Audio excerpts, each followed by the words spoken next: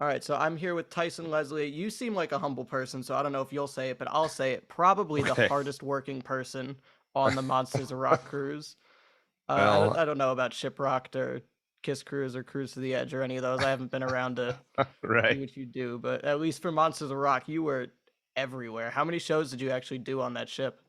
I don't know. I mean, I did two shows with Enough's Enough and two with Faster Pussycat. I did three dueling piano shows with my buddy Will Dowdy. Will's a friend of mine that I knew in Nashville, but he plays for Poison. He plays keyboards for them. Yeah. Uh, but I know him more just as a cover band guy that, like both of us played around in the lower Broadway honky tonk circuit, which is just a bunch of, um, it's just where all the musicians play down there. That's how we work. And then I did the Rare Hair show, which is a show that I put together every year on the boat. That is like basically we get a bunch of rock stars together, the guys that are available that want to jam and want to play other stuff, and I pick about 20 different kind of deeper cut songs by bands that you would expect to see on the boat, but they're usually bands that are either broken up that aren't together anymore, or they're too expensive, like Motley Crue Yeah. or Boy. We'll pick songs by bands that just that I look every year. I look and see what the lineup's going to be, and then I go, okay, then what can we cover that's not on there, and try to appeal to the people that are going on that particular cruise. And that was a show that we started in Nashville years before, back in 2015, and it grew in Nashville to be what it is. It's really a fun show there. And so as a result, we just tried to do it on the cruise one year, and it was crazy. It was so busy. And we did it in this little weird foyer area. And there wasn't even a stage or anything. And Yeah. there was so many people that showed up to it that it eventually just had to get moved into a better venue. It was kind of one of those things that the audience demanded it, and so we changed venues this time, and even this year it was It still was too. packed. I was stuck in Yeah, the back. It was yeah, it was too many. Like we couldn't even. They were turning people away. So, um, I'm hoping to talk to Larry about it and see what we can do about it next year, and see how we can change it up a little bit. I know the people in the Facebook groups were posting that they need to get that into a bigger place because yeah, people had gotten turned away. They were not happy about it. Yeah, and I'm not happy about it. Like I don't like anybody not being able to come see the show, especially. So I mean, yeah. So yeah, that it was. I you mentioned earlier I did Shiprocked. I do that. We do a similar show called The Stowaways on there, Yes. and that I got ended up just being roped into being the resident keyboard player for the Stowaways stuff, about 2 years ago. And it's a, to be honest, like it's a really fun see. And that those guys, they hire a bunch of rock stars to come out and do that show. So um it's separate than everything else. So none of the people that you see it on the Stowaways are actually performing with their bands on that boat. So for example, you'll see like Head from Korn, or Jason Hook from Five Finger Death Punch, or all these different guys that they don't their bands aren't on there. They're just specifically hired just for the Stowaway show. And it's on the pool deck, and they do two of them, and they're the most successful shows on the boat because everybody wants to see their favorite rock stars playing funny cover songs and stuff. And Yeah. so, um, and Rare Hair wasn't started as a competition for that or anything. I didn't even know that existed, honestly, when I started it. It just so happened I got pulled on the Shiprock one year to do. They needed a band that could be like a live band karaoke show. So Okay. essentially, it's karaoke but with the band. And I just know a lot of guys that could do that kind of stuff. So I pulled that together, and it just so happened that the year that I was on there, the keyboard player that was doing the Stowaway stuff Well, he just didn't. He kind of had a bad. He had a little bit of a falling out with the guy that organizes all that stuff, and he's a super cool dude, but for whatever reason, he and the other guy just kind of butt heads, and so they asked me to do it the next year, and so I did, and it was super fun. And then this year, I actually helped organize it and like organize the rehearsal and not the show, but the rehearsal and making sure that everybody, because those rehearsal we have rehearsals on there, whereas on Yeah. Rare Hair on the boat we don't. So, so the Rare Hair is different, unique in the fact that we came out swinging with the Dream Theater song as our second song, and Yeah. none of us had practiced that song at all, like with each other. In fact, I just met the drummer right before we got on stage, and so that's kind of an interesting uh scenario to be in when you're like uh you just get thrown on stage with a bunch of people you've never met before and go, hey, nice to meet you, okay, here we go, 1 2 3, and you just play, and I hope that you don't crash and burn in the middle. And honestly, this year we only had 2 songs that were kind of like, okay, this isn't going very well. Everything else went really well, I It thought. did. Yeah. It was really cool. So how much of Rare Hair was actually planned out? Because there was a lot of, you'd say before, like, what was it? For those about to rock, like I was gonna drum on this, but then we found Glenn Sobel just walking around, so he's Yeah, doing it. I How much mean, was shit actually like like that planned? happens all the time. I don't know if I can say that. Sorry. Um, Nah, you're fine. yeah, like that stuff happens a lot too.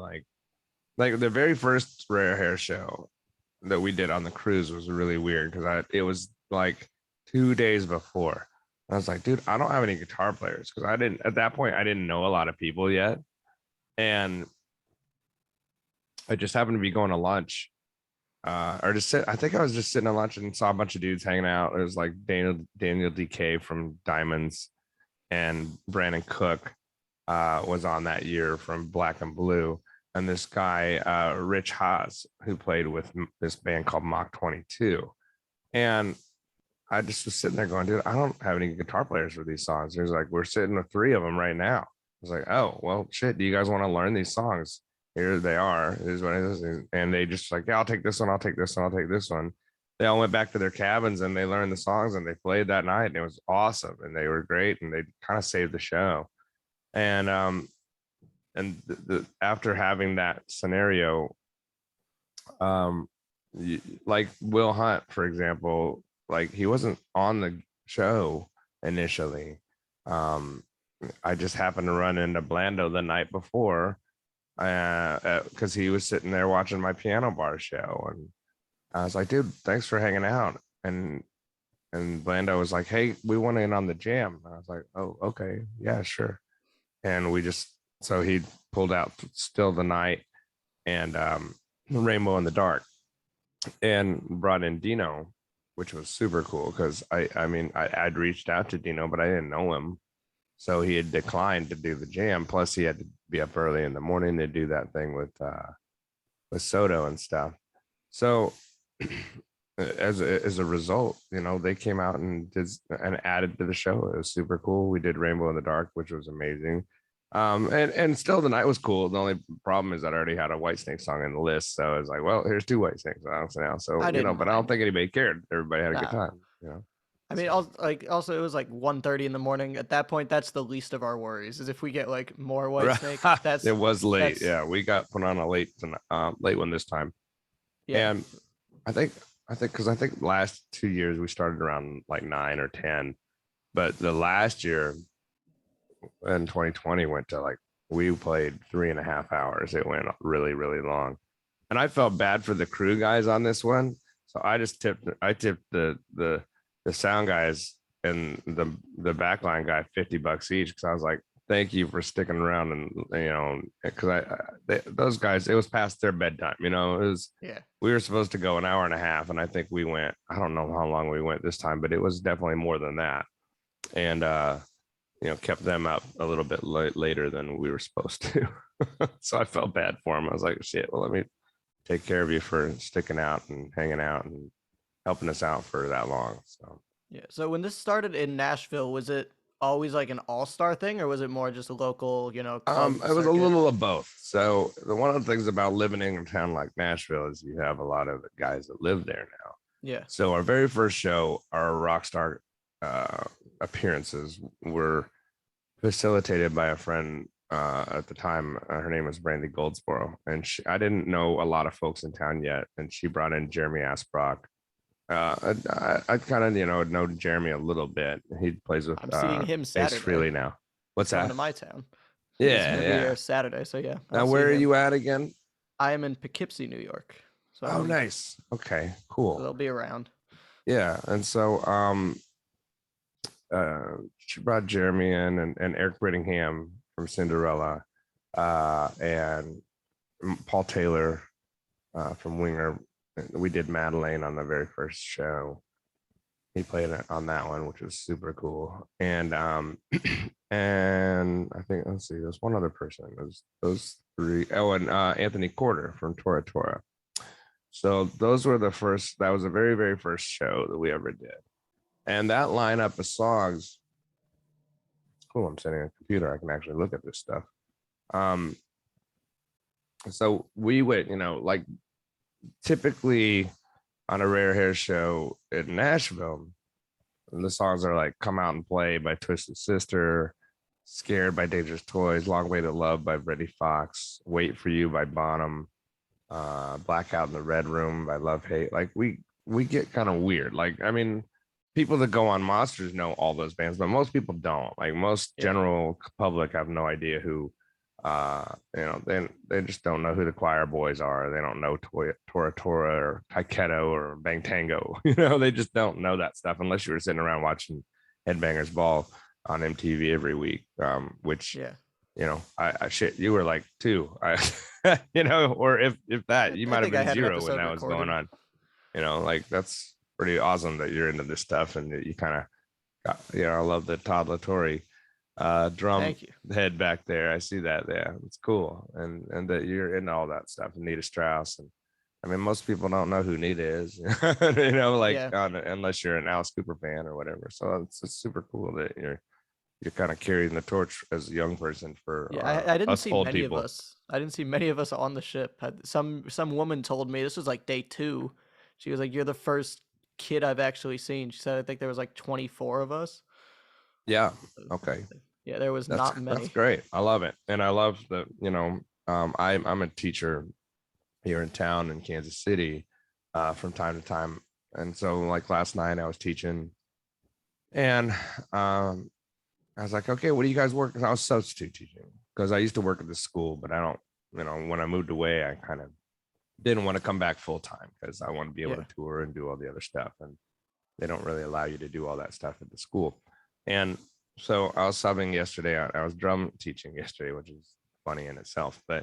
And um, the songs that I worked on last night, these young kids, they're coming in and like, I want to learn. I'm working on Car Wash by Rose Royce. I'm like, wait, how the hell do you even know what that is? And then it's I mean, I love that song, but it's an old disco song from the 70s. Most Yeah. kids have no idea that that's a thing. And Deacon Blues by Steely Dan, and It Smells Like Teen Spirit, which that one, okay, a lot of young That's people know who fair. that is and what that is. But when I'm talking to the kid, I'm like, "Do you know who the drummer is from Nirvana?" He's like, "No." And I was like, "Well, do you know who the Foo Fighters are?" And he's like, "I've heard of them." I mean, he was a little, he was a pretty Yeah. young kid. He was like 8, so it's like, and so the fact that they're kind of working on stuff like that is really cool and really fun. And so when I get on these cruises and they see like kids that are even younger than you, that's really cool. I love that. I love Yeah. them to be, especially ones that kind of play music a little bit. If they play at all, I will put them on the show, because I love having to. I mean, Dino, that kid's like 20, I don't know, Yeah, 22, he's young. 23. He's ridiculous and ridiculous. And it's like, not only can he play all this stuff proficiently, but the fact that he's just as young as he is and knows all this material and knows who all these people are, it's pretty neat. I love it. So Yeah, there was one band, Red Voodoo, who I'm friends with Yeah, their yeah, singer. They're out. Yeah, they were like 19. yeah. Just crazy that there's people like around my age just already doing this. Like I they're love on it. the ship. And I kind of got wind of them during the pandemic because they were doing the Moss's page was doing all these live concerts, and they Yeah, were one of those bands. And then Frank Hannon kind of was helping them out and brought them out and introduced them and stuff. And I was like, yeah, very yeah, cool. And they do a really cool version of Rock Candy by Montrose and stuff. And I yes. watched, me and my buddy Curtis watched them from the side stage there in the Star Lounge. I didn't know there was a side stage at the Star Lounge. There Doesn't look isn't. like. We just snuck back there, back behind the monitor guy. Because I'm like, if you know that room, there's no. If you're not sitting in the right place, you're not seeing anything. And if you're short like me, it's like forget it. So I've got me a little spot that I know where to go. It's right behind the curtain there, and fortunately with my artist pass, I can get back there and not get harassed or whatever. And I just go back there and watch the bands Yeah. without having to look over some. Who was that? What was that drummer from Stop Stop with the gigantic Oh hair? yeah, I'd be getting stuck behind some dude like that, being like, "Hey, at least with I his hair you can't can see like push it anything." down at least. Yeah, it is. So was that your call to have people at Rare Hair just sit down so everybody could see? I don't know how. Like it was initially, that's what I wanted to do, but I don't know who got that message. It was really weird. Like It must because have I been got there odd, kind yeah. of late. And I was like, and I was going to announce on the microphone, hey guys, if you guys would sit for the first like few songs so people behind you can kind of see what's going on, because I really want people to see this show. But I Yeah. got there and they were already sitting, and I was like, well, somehow that message must have got out to people. So that's pretty wild. Yeah, I don't know how that ended up materializing, but that way, but I was all for it. I know it's probably weird from the audience perspective, but like I really wanted people to see, and even Yeah. people like you in the back still struggled to see what was going on because there was so many people in there. So I mean, yeah, I don't know, that kind of worked out very strangely. So how do you like reach out to these people to see? Because obviously, I mean, I'm sure you do know a lot of people, but I'm sure you don't know all of them. So you just shoot them a message. Hi, I'm Tyson. I'm on the ship. Would you be interested in doing this? Pretty much, yeah. Now that, like I said, that very first year was really challenging because I didn't know a lot of people. Yeah. And so it was originally just going to be me and my buddy Curtis, the long hair, blonde hair guy that sang a bunch. I brought him from Kansas City. He and I have been in bands together since forever, like since the 90s. We've been friends. And when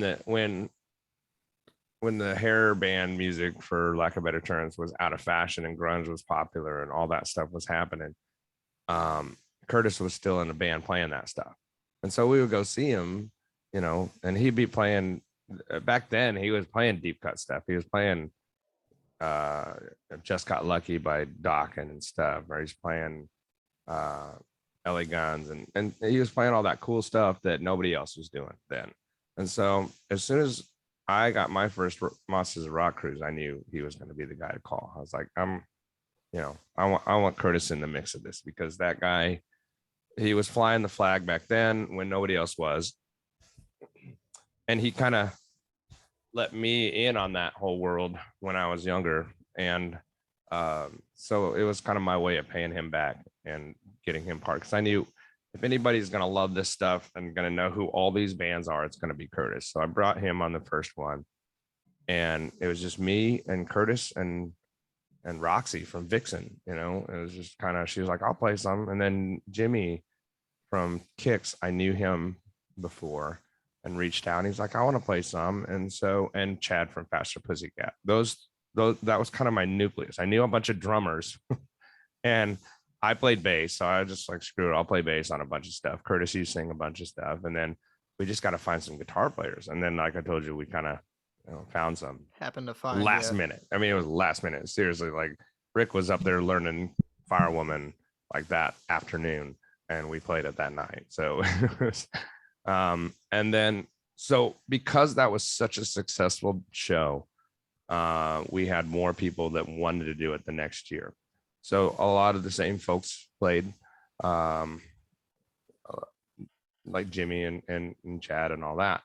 but it was cool because that very first one was really funny because like we had Steve from Kicks jumped up. He's like, I want to do something. And I was like, oh, okay, sure.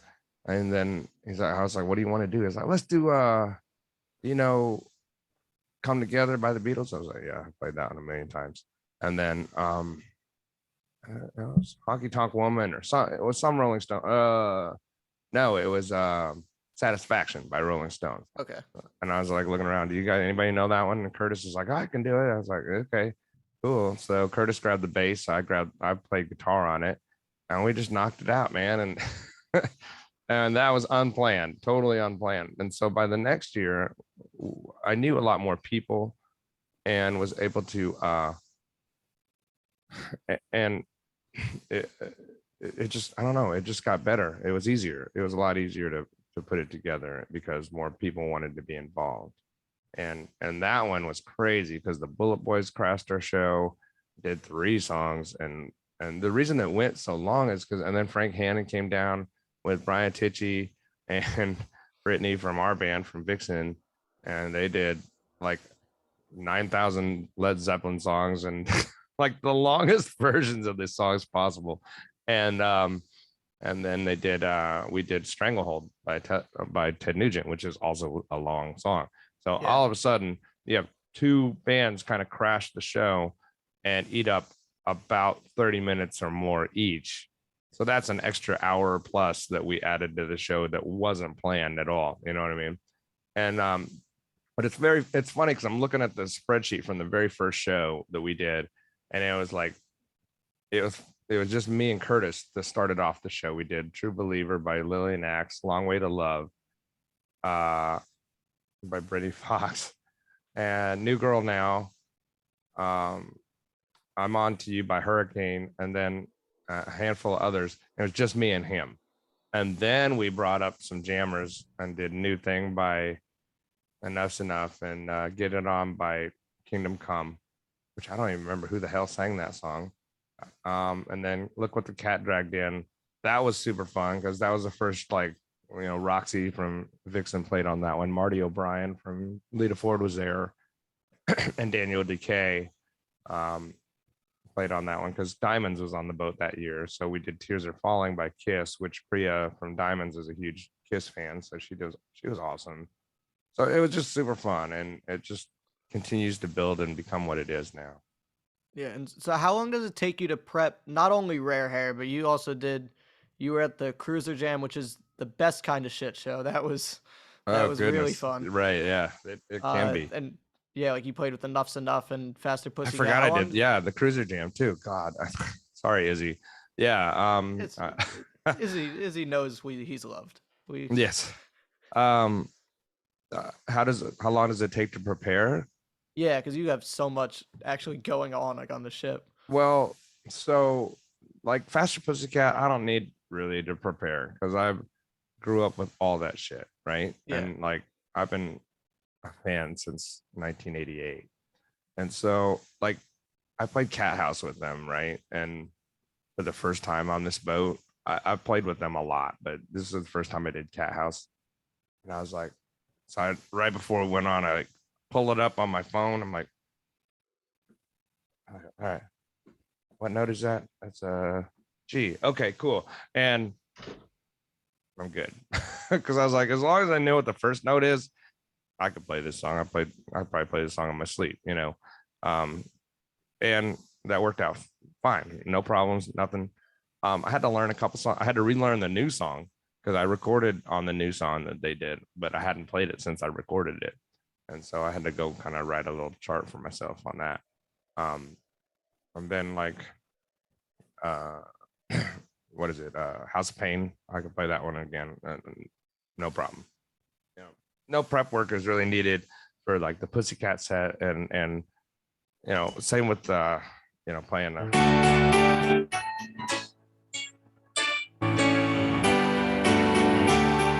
I can play that one too. Like all this enough stuff is super easy. The reason that it's enough stuff was easy because they did a bunch of Beatles songs, right? So yeah, it's like, well, I've played Beatles songs a ton in my life, and different cover bands and stuff like that. So it's like, I just need to know, how do you guys play that? How do you do it differently than the Beatles do? Yeah. And how do you end the songs? So I had to kind of just a little bit of back and forth chatter going, okay, just making sure we're all on the same page for endings and stuff like that.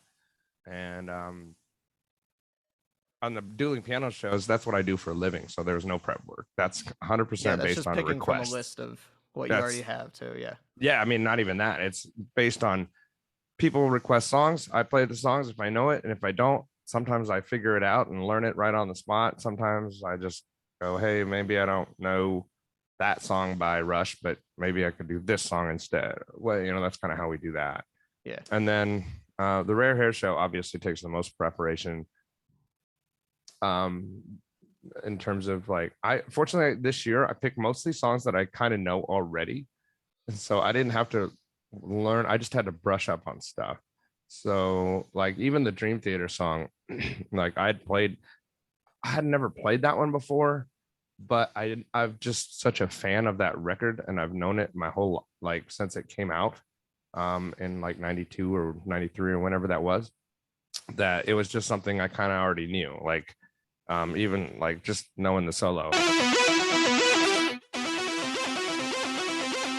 I just was like, oh yeah, I can play that. So I didn't have to really spend a lot of time trying to figure all that stuff out. It just was I was like, oh, okay, yeah. And then like just eared my way through it. And I brought this little fold up piano and brought it into my cabin with me so I could just kind of run through everything the day before and make sure that I was like, okay. Like the one song that I thought I knew, but I didn't know very well was Turn on the Night by Kiss. I was like, oh, I love this song and I know it really well. And then when I went to actually play it, I was like, oh shit, I don't know this song as well as I thought. So I had to really actually, that one I had to chart out and spend a little bit of time. And Brandon Cook and I sat and kind of worked it out there in my cabin in on the boat, and it's like, okay, we're good. So it's usually, I don't know. The biggest prep time for me is just getting all the people arranged for that show. Like, especially when during a pandemic, when you call like, you know, you call Audie from Great White, and you're like, dude, or Scotty from Great White, and I was like, I know you're a big Dream Theater fan. You want to play on Pull Me Under? And he goes, oh, we're not going to be on it. We can't make it. Oh, okay. And then you call the next guy, and you're like, hey, you want to play on it? Oh, we can't make it. We're not going to be there. Shit. So that happened a lot, and that Yeah. was like, ooh, and it was weird because you can't say anything. You're not allowed to say anything, and like for example with Tom Kiefer, like it was his management was like, we don't want to announce that he can't be there for whatever reason. Yeah. And so, and I kind of accidentally said something on a post thinking it was like about the pre-party, and it was about the actual cruise, and I was like saying, well, he's not going to be there. And I got a call like boom, like that post wasn't even up 5 minutes, and you're like, take that post down. Oh shit, sorry, I didn't mean to do that.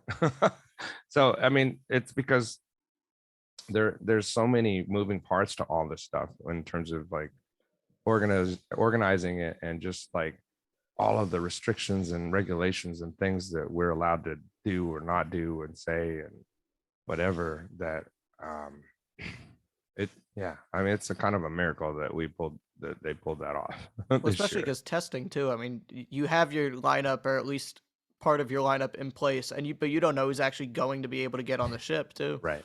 Yeah. And that did happen, it happened in a big way the on Shiprock too. Like the stowaways, there were probably 6 people that didn't make it day of. We're like, shit, man. And they were there ready to go, but they Yeah. tested positive, so they couldn't make it. And so all of a sudden we're on the boat going, hey, do you know this song? Can you learn this song real quick? We did Sabbath True by Metallica, and we're like, hey, we need a guitar player on this. 4 bass players showed up, right? That already like knew that We'll song. do Right? it. No, we need a guitar player, not bass player. But you guys flip a coin and decide which bass player is going to play it, because somebody's got to play that too. And then we ended up having the guitar player from Miranda and Drowning Pool were just like learning it right there right on the spot. It's just like, okay, So yeah, it was very, very unique in terms of the whole COVID thing and who was able to show up or not. And yeah, it was weird how secretive they had to be because I was emailing with Mitch from Great White about doing an interview, and Yeah. he couldn't tell me that he wasn't going to be on the ship. I'm like, oh well, I'll be on the cruise if you want to do one then, and he just like, oh, I wouldn't count on it, bud, and Mhm. that was it. So they can't. It's just weird how like I don't know if it's Yeah. legal stuff, but Yeah, I don't know either. And it's not my business. It's way beyond my pay grade. So I was like, I just tell people like, well, I don't even have a pay grade, so it's I have definitely nothing to do with any of that. So I'm just glad to be there at all. And yeah. So when you were first brought onto the cruise, were you the like when did you become the guy that was just doing everything? Because I'll be honest, I did not know who you were before I got to Miami, and then yeah. the first show on the cruise, I'm like, holy shit, that's the guy from Vixen. Why is he doing keyboards for Enough's Enough? And then I just saw you like everywhere after that. So Right. when did you become the guy that's just doing like I three mean, a shows a little bit the day? very first time, but not nearly to the degree of what it was this year. This year I was busier than ever.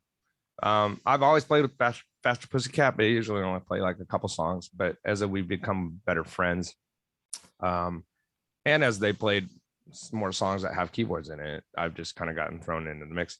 Enough's Enough just happened because they've been friends for a long, long time. I've been friends with Tori since before he was in Enough's Enough. Like he's from Kansas City, so we've been friends forever. In fact, that band my buddy Curtis was in, he was the original guitar player in that band.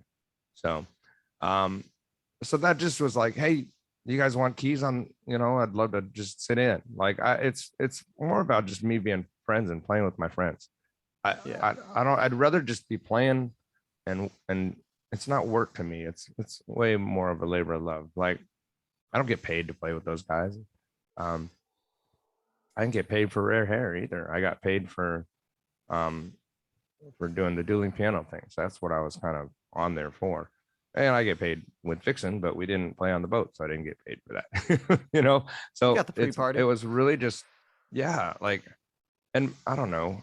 I'd rather be playing than just sitting around in my cabin, or I know it's not that I'm sitting around in my cabin. I'm usually going to watch somebody play, Yeah, but if I have an opportunity to play with my hero, you have to understand, like, these are bands like Faster Pussycat. I bought that cassette in 1988 yeah, along with Appetite for Destruction, um, just based on their album covers. I thought their album covers looked cool. I had no idea what either of those bands sounded like. And I fell in love with that record. I wore it out, that very first Pussycat record. And then Enough's another band that I love. Like, their second record is one of my all-time favorite records ever. It's just a perfect record in my opinion. And then my buddy joined the band, so that made it even cooler. And I still love that band. And so any opportunity that I get to play with my heroes and the people that I grew up listening to, like, you don't got to pay me for that. Like, I don't want to do it. I yeah. want to do it because I love it, and it's fun. And it's one of the advantages of playing an instrument that nobody else wants to play. Everyone wants to play guitar, drums, or be a lead singer or whatever, but no one wants to be Which you the also do. yeah. Well, yeah, but it's like nobody wants to be the secretary back there typing notes. It's like, well, I'll do that job. Screw it. I'll do it. And Yeah. that gives, and what that does is it allows me more opportunities, oddly enough, to do more things because I'm playing an instrument nobody else wants to play. And I'm like, well, cool. But it's still something that's part of the show. It's part of the sound of I mean, keys are used in so many bands and so many songs. Um, so there's usually a spot for me to do that. So was And I keyboard was the actually supposed first? to play with Tokyo Motor Fist and Ted Poley too.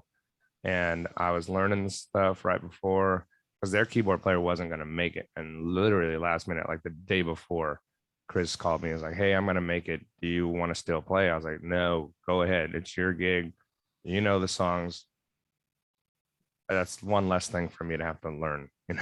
Yeah. So that actually was like, I wanted to do that gig so bad though, because I really like, I didn't know a lot about them, and holy crap, what a great band. and some Yeah. great songs and stuff. So selfishly I wanted to do it just to kind of be able to say like, hey, I got to jam with those dudes. But uh, I was very content just being in the audience watching them kick ass. It was really, really good. They were amazing, yeah. And Jordan's a fucking beast. Yeah, Jordan's great. I mean, all of them are. Like Steve Brown, like I didn't know, you know, you don't know what a great guitar player Steve Brown is just listening to Trickster. Not saying that there's not cool guitar stuff going on with that band, but like you have to Yeah. understand when Trickster came out, they were your age.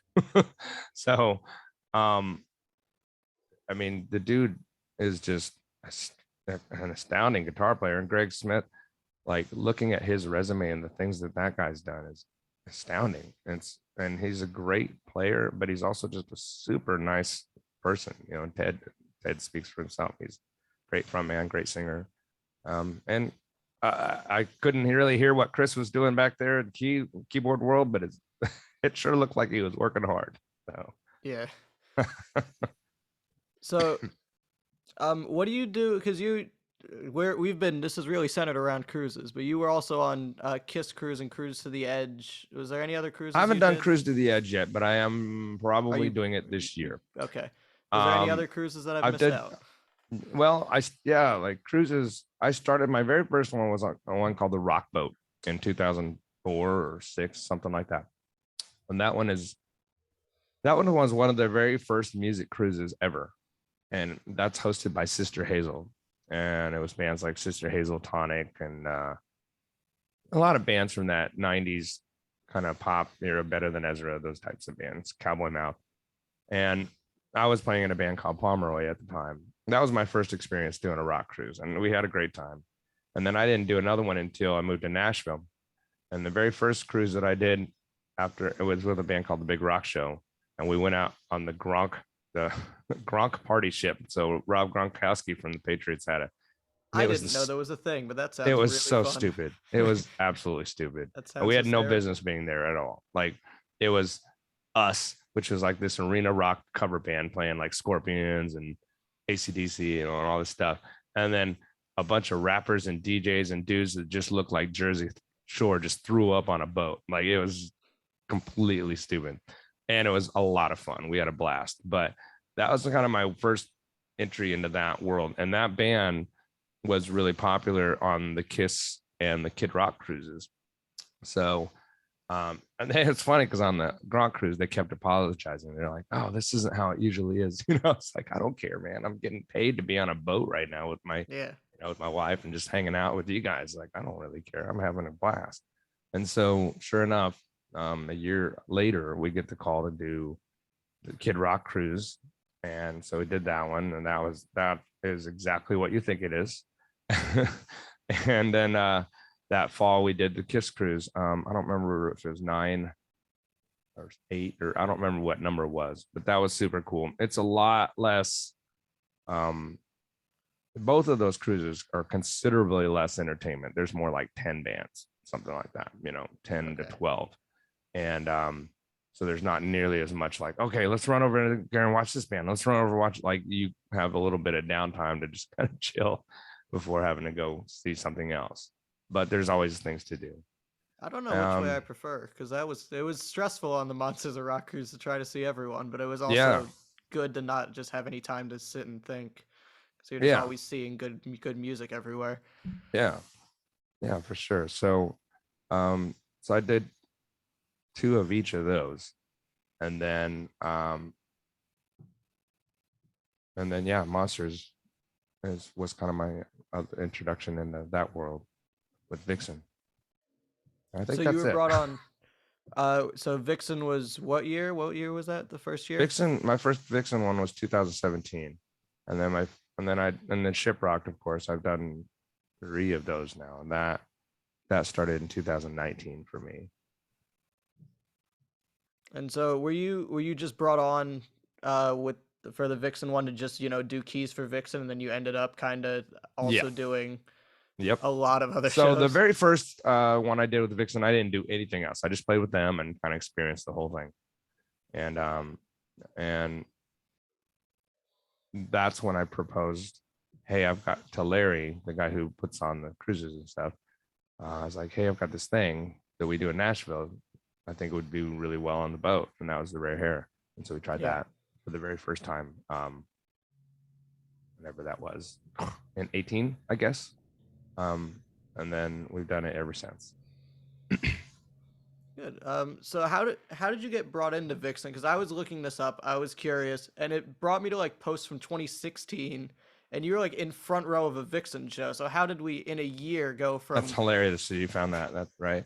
it's like a Um, year you were just a huge fan of Vixen, and then like months later you're just in the band now.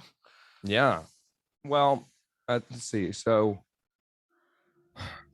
um, I moved to Nashville in 2015, and I was on the behest of a friend, buddy of mine that plays drums for Jason Aldean, and he called me kind of out of the blue.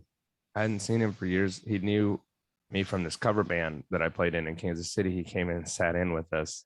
He's like, bro, I got this idea or this band I think you'd be really good for, or whatever. And it was like a touring van and trailer, $100 a gig. Like, I was like, dude, I'm like 40 years old. I got kids and stuff. I can't afford to do that anymore. Like, I did that in my 20s. It was really fun, but Yeah. and he basically talked me into moving to Nashville.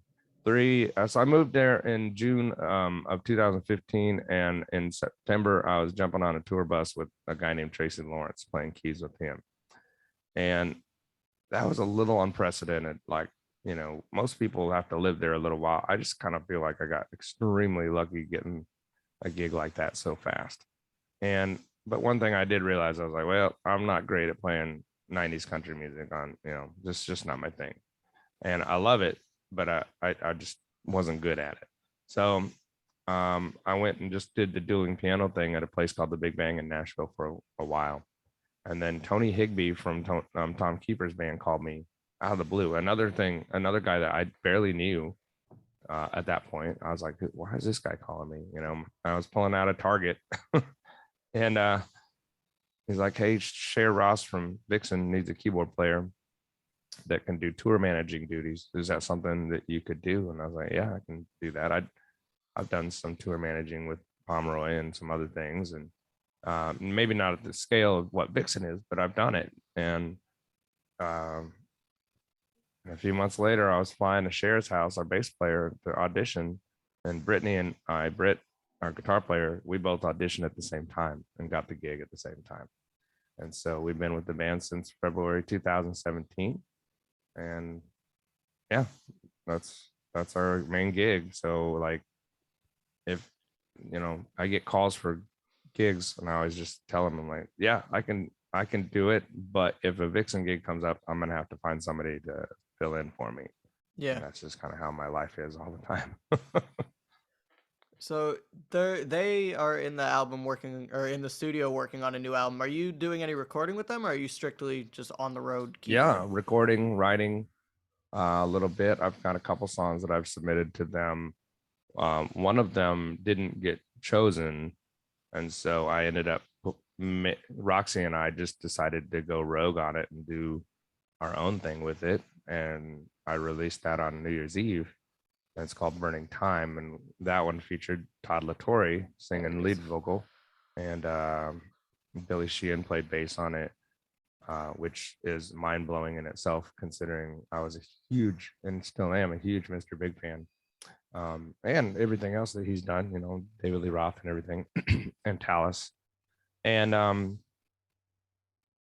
then Jimmy Bell from Autograph played a ridiculous guitar on it. He's did an amazing job, and we knew Jimmy before he was in Autograph. He was doing the House of Lords, and he was just a cool guy from Connecticut that I would see once in a while, when we play up there at the Mohegan Sun.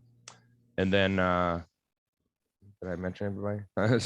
Billy and Todd and Roxy played drums on it, Yeah. and then I played keys.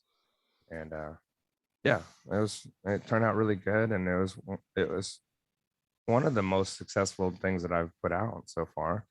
And I've got some new songs I'm working on with other guys, and I'm just like that writing process like that. I'm just like, okay, here's the demo, here's me playing everything, but I want you to do what you do, because I'm asking you because I'm a fan of you and what you do and whatever.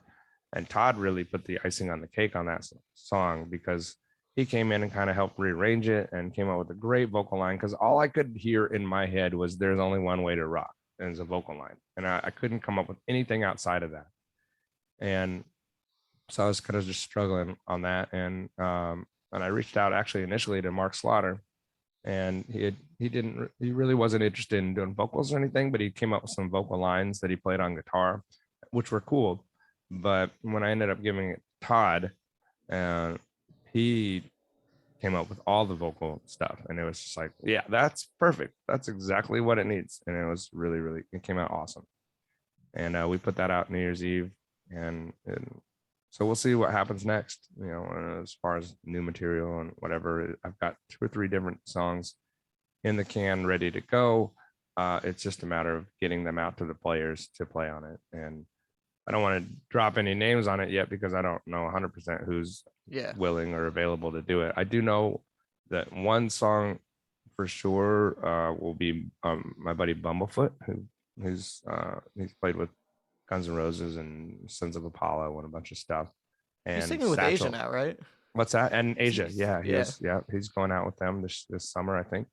And then on Satchel or Russ from Steel Panther, he's Yeah. gonna. So those will be the 2 guitar players on the new song for sure. And then I'm talking to a couple other people for drums and bass. So If you say their names here, they might feel guilty if they don't do it because now it's out in the. that's hilarious, right? Yeah, well, Uh, I honestly, some of it's me just deciding who, you know. yeah. Um, so like on bass, I did some stuff for David Ellison on his last solo record, which was the No Covers record, and so technically he owes me a song. So, but he's busy with his new project called The Lucid, and he's out, touring with them, which is super cool. And so when he has some downtime, I might hit him up and see if he wants to play bass on it. It just depends on the song because I've got a couple different ones and I want it to fit the person. You know what I mean? So Yeah. I've got one that's kind of thrashy, so I'm gonna definitely hit him up with that. And then I've got some other ones that are not quite as heavy. So I try to think about like when I as just like I do with Hare, I'm like, who's gonna really shine on this song and do what they do best. And I mean, the first song was a great example of that. Everybody in their own departments just delivered in every way. It was awesome. So when you're writing for Vixen, is it the same writing style of you just recording everything like how you think a Yeah. Vixen song would sound and Yeah. then you send it around? Yep. That's exactly what I do. I mean, one of the advantages of being able to play all the instruments is you see I've got it all just around here. And Yeah. and this mixer is sitting right here. All of them are plugged in here. So, I can play guitar. I can play whatever instrument. If I have an idea that comes to mind, all I have to do is pull up my recording software and just hit record. And there's an electric drum kit over here, and that just goes directly in. So anything that I've got, I can just put right in here, um, record it, and then yeah, just edit it myself and send it out, and then vocal mic, everything. So what was the first band? Because you've played with a lot of bands, whether that just be session or touring. What was the first band that kind of, I guess, shocked you that you were able to play with them on stage? Like maybe a band you grew up listening to, or just a band that you had heard of but didn't think that you'd be able to get into. What was the first one that really just hit you? In 2000, 2009, I got a call from a guy named Ryan Barrier. Ryan and I were Ryan was in a band called Dystrophy, and our band Pomeroy ended up stumbling upon them in Iowa City, Iowa one night. We actually got there early, which never happened. And there was a band already playing. We're like, so are we in the right venue or are we in the right place? And we walked in, and there's band Dystrophy was playing. And I'm like, holy shit, this band is amazing. They were heavy and had this like great light show that was all like tracked to their songs, and it blew me away. Me and our guitar player Matt, we kind of hung out and just watched them, and then got to know the singer Ari and the drummer Ryan, and I'm still friends with both of those guys. I love those guys. And so fast forward, I don't know how many years later it was, Ryan calls me and says, hey, I've got this project, we need a keyboard player. I think that you will really dig it. And but you got to come to Des Moines to rehearse. And I was like, okay, because that's where he's from. And he didn't tell me initially that Corey Taylor from Slipknot was the guitar player. He wasn't the singer at the time. He was just a guitar player. And so I showed up to his house, which is that was super surreal, man. The very first time I'm going to Corey's house, I got there super early and just sat there, waited while they were at McDonald's or something, getting food and everything. He pulls up in his little black car, gets out, and I'm just like, there's the Slipknot guy. That's pretty wild. And then you walk in, there's the mask from the Volume 3 just sitting on the counter. It's like, it's pretty surreal. Load all my stuff down in the basement, and we start playing. We start, jamming, and it was really weird. The music was weird. I honestly didn't really like it very much. The stuff that they come out with at first, and eventually, long story short, way short, is it ended up we became the backup band for his solo stuff, and the solo stuff was really good. Like, it's exactly what you expect it to be, Yeah. And oddly enough, the new the new album that he just put out like a few months ago, that's the record we were gonna do. Like, that was the whole plan. And only one of the songs from our era made it onto the new record, a song called Kansas. It was kind of cool to hear like what they did with it. And so we did that for about 2 years ish, roughly, but we didn't do a lot of shows because he was still kind of busy doing both of the Slipknot and Stone Sour and stuff, and writing that very first book. I mean, he's a busy guy. And so we did a bunch of like metal festivals and stuff like that. Like, it was funny because we weren't metal at all. Like, we were way more like Rolling Stones kind of stuff, and that genre, that vibe. And we opened with Let's Go Crazy by Prince, and people were just like, they didn't really know how to react to it. It was kind of weird for them, and weird but super fun for us, and we had a great time. And so yeah, that was pretty much the first thing that I was just like, what the hell? And especially, the first gig I played with them, the first real gig was Rockfest in Kansas City here. So like, which is, for anybody that lives here, that's like, that is the gig to have. And you're playing on the main stage to 50,000 people in summertime, and it's pretty awesome. It's pretty fun. And then after that, I didn't really, when that ended, I honestly kind of thought my career was over at that point. I was just like, shit, man, I'm old. And I felt old already at the time, and just felt like that was it. I wasn't going to really have another shot at anything bigger than that. And then I moved to Nashville, and that changed everything. So you said like the 50,000 seats, but then also like for the dueling pianos, like you have little bars. Do you prefer those like kind of intimate shows, or not because of pay? We're not going to get into pay. Just, yeah, it depends depends on the personally. gig. Like, the dueling piano shows are all about, like, dueling piano shows for me are all about money. I do those for money. I don't do that really. I don't play, Sweet Caroline and Piano Man and all that bullshit Bohemian Rhapsody. because I love, I mean, I do love it. Yeah. But it's a way better than a lot of jobs, right? Like, but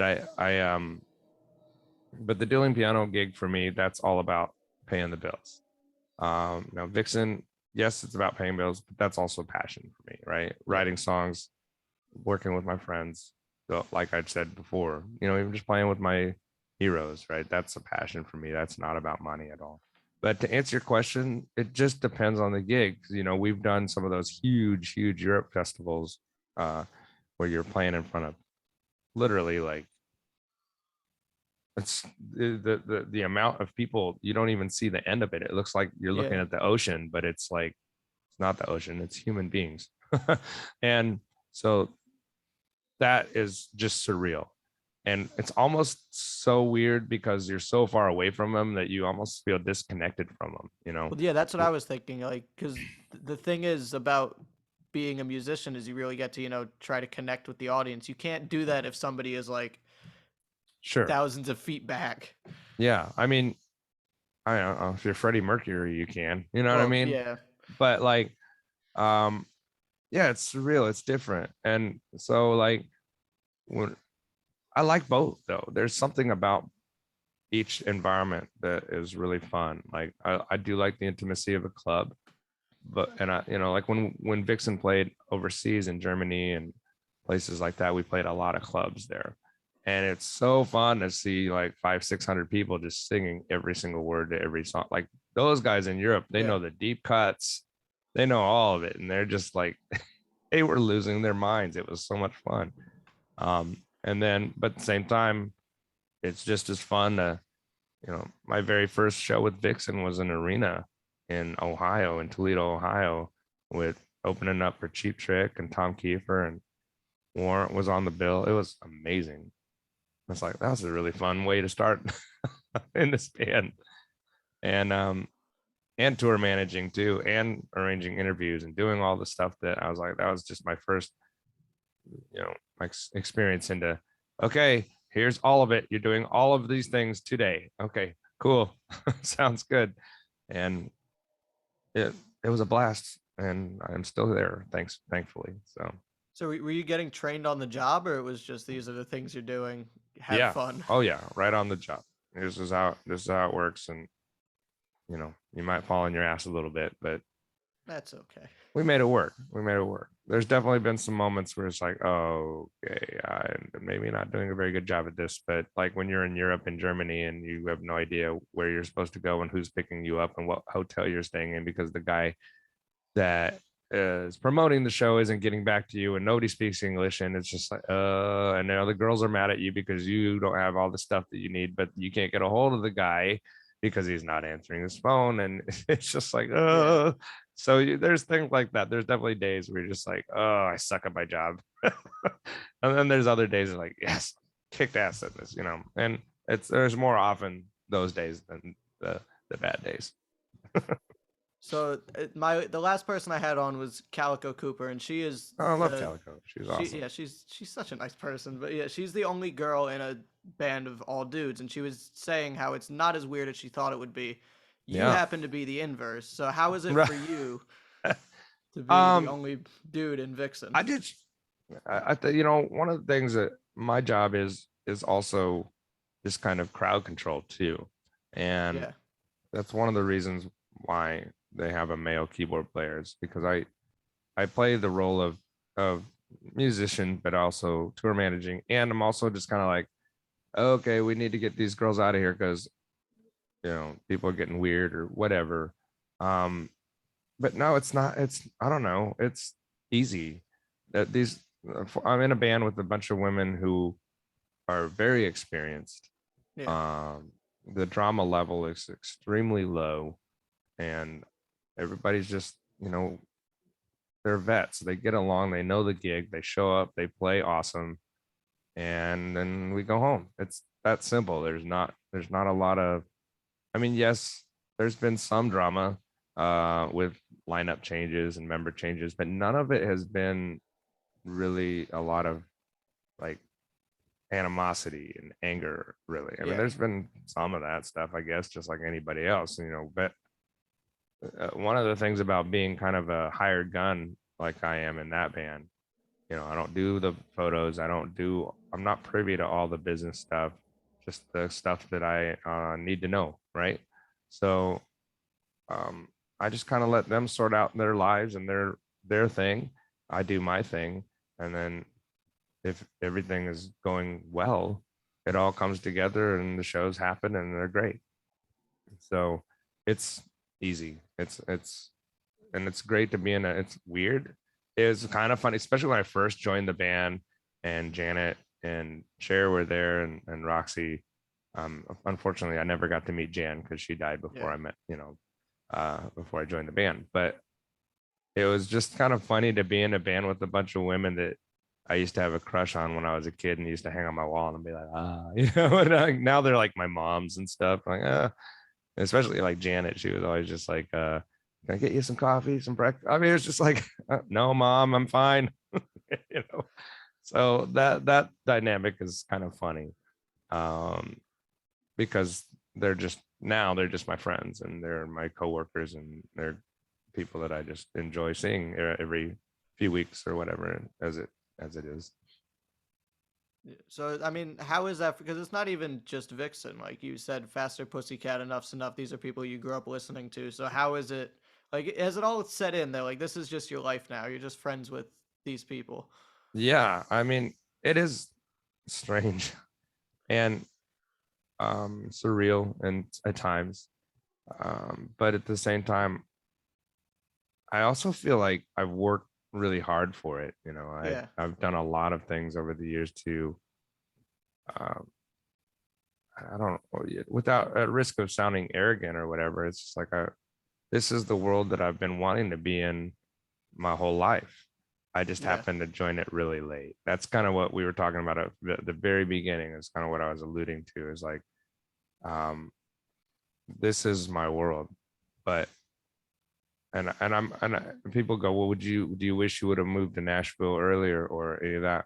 And the answer is no, because 10 years ago, Nashville was not the same thing as it is now. Like there was not as much rock music and all the things, you know, all these guys that live there now, a lot of them didn't live there. They're still in LA or whatever. And so I think everything just worked out and timing wise, just based on how things just happened to be. And so, yeah, I feel super fortunate and lucky that I'm able to do the things that I am doing and work with the people that I've worked with. And I try not to take any of that for granted. But at the same time, I'm also proud of the work that I have done to get me to where I'm at. Yeah. And I mean, definitely not all of it is just falling into your lap or been luck. I mean, you're doing as much as you can. You're putting yourself in as many positions as you can to just play with people, make those connections. Like, how do you kind of make, because you know a lot of people, how do you go about making all of those connections that you've made?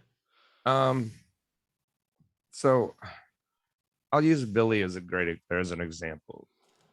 I like at this point in my life, I like you said, I do know a lot of folks. I've always been known for knowing a lot of people. I just like I'm a people guy. I it's weird because I'm kind of introverted, but when it comes to networking or work stuff, I can be the opposite. I I'm can the same way. Yeah. and so Billy Sheehan is a good example of a guy who I was in the same room with him many times. Um, but you kind of look and you observe and pay attention to the surroundings of the person, and you kind of know when that moment is there to go, hey, my name's Tyson, nice to meet you, I'm a fan. Whatever approach you take to break the ice and introduce yourself to somebody, and you look around and go, nope, today's not the day. Nope, today's not the day. Like there's been several times where, like I said, we were in the same room together, we are at a gig or something, um, and maybe he's surrounded by a bunch of people. You're just like, I don't really, or maybe he looks like he's in a bad mood. Whatever it is, you can kind of look at them and go, okay, now's my window.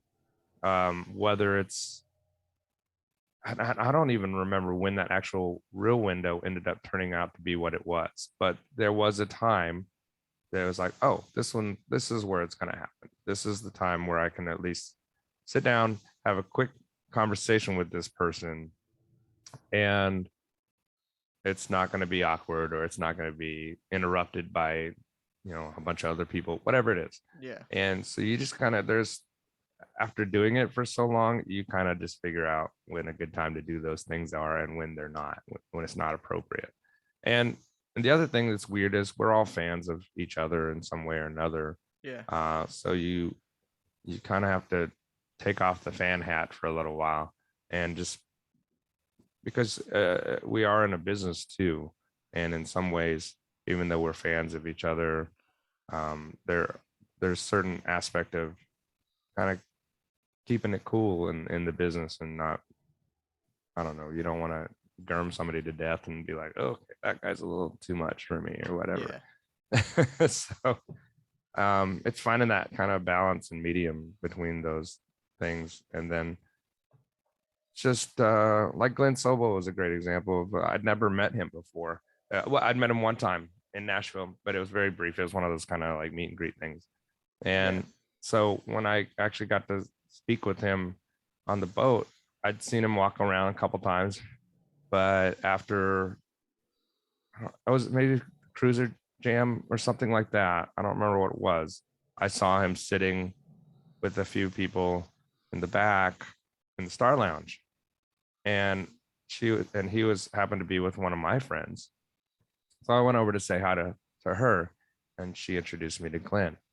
And then we just started talking about, all kinds of different things that didn't really have anything to do with our jobs or whatever, movies and stuff like that. Yeah. And then the Rare Hair Jam came up. In fact, Margot was like, you should get him to play. I was like, okay. And then I was like, well, shit, I don't need to play on this AC/DC song. Why don't you play it? And he's like, well, coincidentally, I just recorded a version of that song note for note in my studio. So I know it pretty well. I just need to review it. And I was like, awesome. So I'd much rather have Glenn on the gig than, me up there trying to play shitty drums or whatever. Yeah. So that was an example of like how those types of things happen. It's just like you look for certain opportunities that make sense and you go for it. So Billy, the reason I brought Billy up is because I knew Billy had moved to Nashville. And in my mind, I'm like, I'm going to figure out a way to become friends with that dude. I don't care what it takes because I love that guy, right? He's one of my favorite. I mean, he's my favorite bass player of all time. I was like, I want to know that guy. And so once I did find that, and he came and played Rare Hair for the first time, and so he was able to see that I was a legit musician, and we just kind of stayed in touch after that. And then right before I moved, I ended up going over to his house and just kind of seeing his collection of basses and hanging out and stuff, which is definitely not something I would have ever thought I would be doing in a million years, especially like as a kid, being like, you're gonna one day, in your 40s, go over to Billy Sheehan's house and play on his equipment. It's like, Yeah. what? That's ridiculous. Yeah. I mean, So I've only been doing this for a couple months, and like, I mean, I'm sure it's much more for you, but like the amount of stuff that's happened to me that I never thought would happen is just yeah, insane. yeah, you've had some cool guests, man. Good for you. Thank you. But so as we start to wrap up a bit, do you have an ultimate goal that you're working towards in the music industry, or are you just gonna ride this out and see where it takes you? Yeah, I mean, at this point, man, I don't feel like I'm gonna have a number one song written for somebody. That's just, or I'm not gonna be a big fat rock star myself, like as a front guy or any of that stuff. So I'm fully content to just play with the people that I've worked with and that continue to work with. I love having, you know, like the jams, the Rare Hair jams are perfect way for me to be able to play with some of my heroes, but also, um, I mean, I think it'd be cool to get like a stadium gig or like an arena kind of gig one day before I'm too fat and old. Nobody wants the old fat Asian guy to, but if that doesn't happen, I'm still just perfectly happy with what I've gotten so far because it's a pretty awesome ride. Yeah. And it's been, yeah, like, oh yeah, we were talking about cruises. One I left out was the Megadeth cruise. Like that one, holy crap. And I saw pictures. Oh, that picture right there is actually from the Megadeth cruise Oh, that's perfect. behind me. Um, that blew my mind because one thing that a lot of people don't realize about me is my guitar playing is 100% a product of growing up listening to and playing songs like by Anthrax and Metallica and Testament. Like thrash metal music was huge for me. And so when David Ellison hit me up about organizing the All-Star Jam, which is basically all of the bands on the boat playing Kiss songs, and I walk into that rehearsal room for the first time, and there's Charlie and Scott from Anthrax, and singer from Overkill, and singer from Testament, and the guitar player and singer from Death Angel, like all those dudes. I'm like, this is the pinnacle of my childhood, all sitting in the same room, and I'm supposed to be in charge of these dudes. I was terrified, and because he wanted me to help kind of organize the rehearsal schedule. Yeah. Oh my god, it was so scary, but it was so much fun. And so there was a picture up earlier for me playing with Doro Pesh. That was from that. And I'm like playing God Gave Rock and Roll to You with her and her band, and then the next song we did Lick It Up with Beast, and I was up there with Beasto Blanco. That was so cool. The coolest thing ever. That was probably still my favorite all-time cruise, because that was so awesome. Yeah, and I mean, just all of these cruises, it's just so nice to have, 3,000 people who are all interested in the same thing, just all in one spot. Because then Yeah. everybody's nice to each other, except Yeah. for a couple people who are, but that's Sure. fine. But it's just such a good thing to have, and I'm sure that makes it better for you when you're trying to, get your name out there and meet people, because then you're able to find people who are, similarly minded. Yeah, All right, so absolutely. now just go ahead, plug whatever you have. You got Twitch streams like almost every night. You got socials. There's a Rare Hair coming up in Nashville. Yeah. Setting you loose. Go off. I mean, my Whatever name you is want to get pretty out there. easy to find. It's a unique name, Tyson Leslie. There's not thousands of them. So if you Google that name, you'll find me on all the social media stuff. Um, the only ones that are different are my Twitch. So I do stream on Twitch several times a month. Um, and that's just twitch.tv/Tyson Leslie Music. And then all of my music can be found at tysonleslie.bandcamp.com. Everything that I've ever put out is on there. And then, yeah, we have a Rare Hair show coming up in Nashville on May 30th at the Basement East. And that is called The House That Michael Wagner Built. So we're doing a tribute to the man himself who retired last year. He produced tons of records for bands like Doc and Great White, Striper. He mixed Master of Puppets. He mixed Too Fast for Love by Motley Crue back in the day. Like that dude had his hands in everything 80s, and that whole genre. Like he was part of it in so many different ways, and he'd become a friend of ours while we were in Nashville. Thought this would be a really fun way to kind of celebrate his career. So he picked 10 songs, I picked 10, and that's what we're going to do. So that's going to be a really good show. And then I'm going to be on, if everything barring no weirdness, I should be on the Cruise to the Edge doing the dueling piano thing again with Will.